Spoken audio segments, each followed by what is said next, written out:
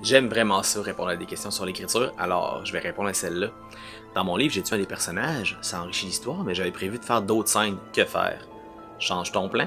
Si l'histoire est meilleure après avoir éliminé un personnage, ça veut dire que les scènes où ce personnage-là était sont pas essentielles.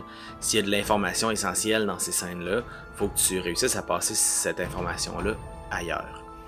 C'est sûr que tu peux aussi écrire les scènes comme si le personnage était là, puis après ça, décider est-ce que j'élimine la scène où j'ai tué ce personnage-là, ou est-ce que finalement, si je change ce personnage-là dans mes scènes avec l'information dont j'ai besoin, est-ce que ça fonctionne ou pas?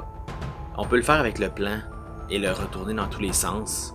Il y a des auteurs qui font ça, un plan très très détaillé, et c'est sur leur plan qu'ils travaillent.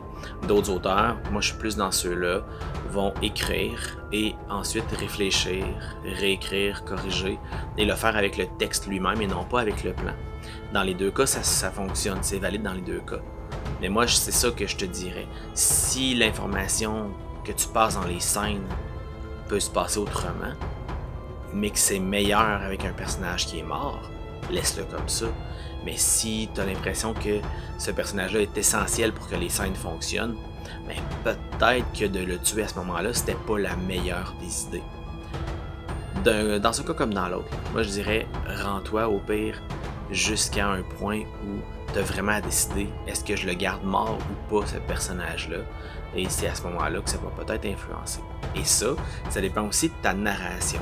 Si tu es en narration au jeu, dans la tête d'un personnage, dans ses réflexions, la mort de son ami, par exemple, va prendre peut-être beaucoup de place dans le reste du récit. Ça va influencer beaucoup le déroulement de la suite parce que tu es dans un narrateur interne.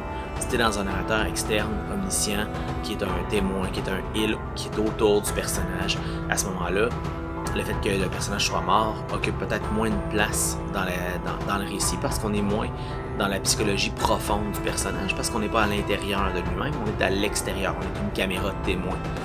C'est peut-être ça aussi, la réflexion que tu as à faire, ça dépend de la narration, ça dépend de ce que tu veux raconter.